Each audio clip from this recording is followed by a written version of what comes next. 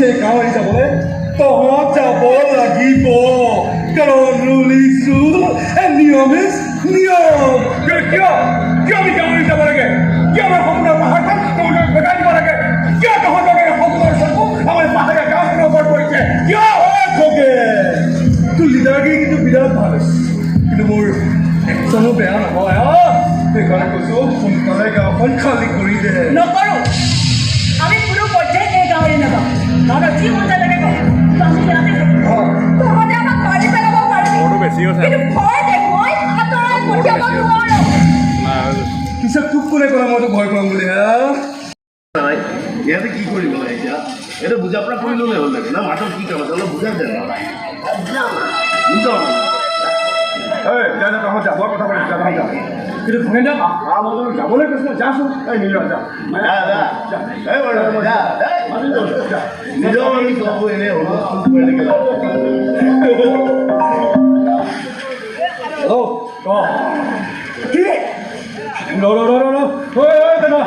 আপোনাৰ ৰতনপুৰৰ মাটিখিনি কোনোবাই দখল কৰিছে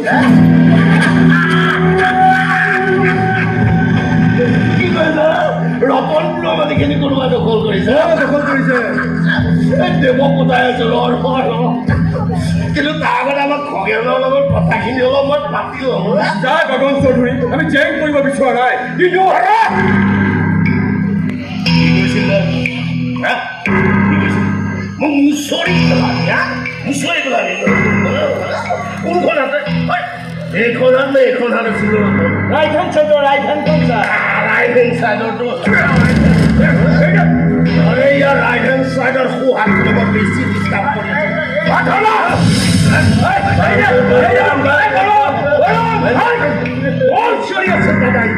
আগতে মানুহটো বৰ ইণ্টাৰেষ্টিং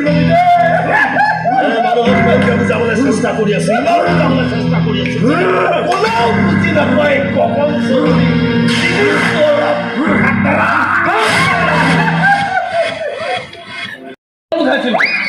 এতিয়া হঠাতে চব মাটি দখলত নামি গ'ল যে কথাটো কি একদম চুপ তই মোক কি নৰ্মেল এলাকা চাব বুলি ভাবিছ এক মিনিট এইখন ল মোৰ কাৰ্ড চকুকেইটা মেলি ভালদৰে পঢ়িছা মই কোনটো লেভেলৰ জিনিছ মোৰ 70টা ডেজিগনেশ্যন আছে বুজিলি আৰে জ্ঞান কুমাৰে ৰিচাৰ্জ নকৰাকৈ কোনো কামেই নকৰে সেইকাৰণে মই ইমান দিনে এটা কথাই গৱেষণা কৰি আছোঁ যে অসমত টকা ঘটিবলৈ আটাইতকৈ সহজ উপায়টো কি বেয়া পোৱা মানুহক ভগৱানে ইমানেই ভাল পাব নহয় যে পৃথিৱীত থাকিবলৈ স্বৰ্গ বেলেগ ডাইলগ দিয়ে ৰে আপুনি এই তহঁতক পইচা দিয়ে ডাইলগ শুনিবলৈ মাতি আনিছোঁ মোৰ কথা এটা আগতে শুনি ল মই বহুদিন কাৰো একো ভঙা নাই গতিকে আজি যি ভাঙিম বৰ বেয়াকৈ ভাঙিম গতিকে যাৰ যাৰ হাত ভাঙিবলৈ মন আছে মোৰ ফালে থাক যাৰ যাৰ ভৰি ভাঙিবলৈ মন আছে তাৰ ফালে থাক আৰু যদি কিবা বেলেগ ভাঙিবলৈ মন আছে নহ'লে সন্মুখত থিয় হ হাতত মাত্ৰ 5 ছেকেণ্ড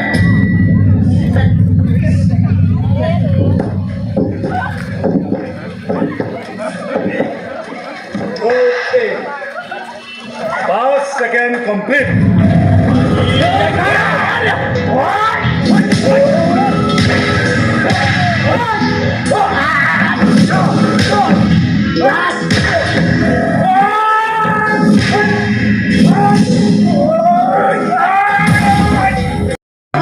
আজিৰ পৰা আপোনাৰ মোক শিষ্য কৰিব আপুনি যি কয় মই তাকে শুনিম মোৰ না কোনো গুৰু আছে না কোনো শিষ্য বাদাম বন্ধু বাদাম আমাৰ কাছে নাই শুধু বাদাম আমাৰ কাছে আছে শুধু প্ৰভু আৰু নোৱাৰিছো এই ছমাহ ধৰি আপোনাৰ এচিষ্টেণ্ট হৈ আছো আৰু এই ছমাহত এই জ্ঞান কুমাৰে এটা কথা পুৰা গম পাই গৈছো ছমাহত মাত্ৰ এটা কথাহে গম পালি নে তই তই মানুহটো বৰ শ্ল' মোচন বে আচ্ছা কি গম পালি কচোন মোক মই আগতে কি ভাবিছিলোঁ জানে প্ৰভু আগতে ভাবিছিলোঁ পৃথিৱীৰ আটাইতকৈ বতলা গান গোৱা মানুহটো হৈছোঁ মই সেইটোতো হয়ে কিন্তু আপোনাক লগ পোৱাৰ পিছত গম পালোঁ যে আপোনাৰ কণ্ঠ মোতকৈও বহুত বেছি বতলা প্ৰভু চাবা মোৰ পইচাৰে মাল খাবি মোকে বটলা বুলি ক'ব তই গাচোন মোৰ স্কেলত তই গা গা গা জুবিনদাৰ মন যায় গা 1 2 3 ষ্টাৰ্ট মন যায় মন যায়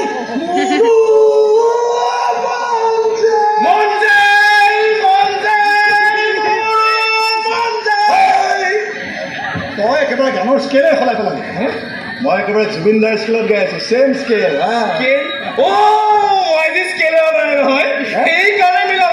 কাইলৈ আহিম কাঠৰ দীঘল স্কেল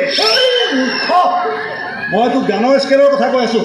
তোৰ সেইডাল কাঠৰ দীঘল স্কেলৰ কথা কৈ থকা নাই সেইটো নালাগে তোৰ নামটো জ্ঞান কুমাৰ কোনে ৰাখিলে বে মূৰত দেখোন ফুটবল খেলিব পাৰি মাৰ একোৱেই নাই তোৰ এই পৃথিৱীত কি কাম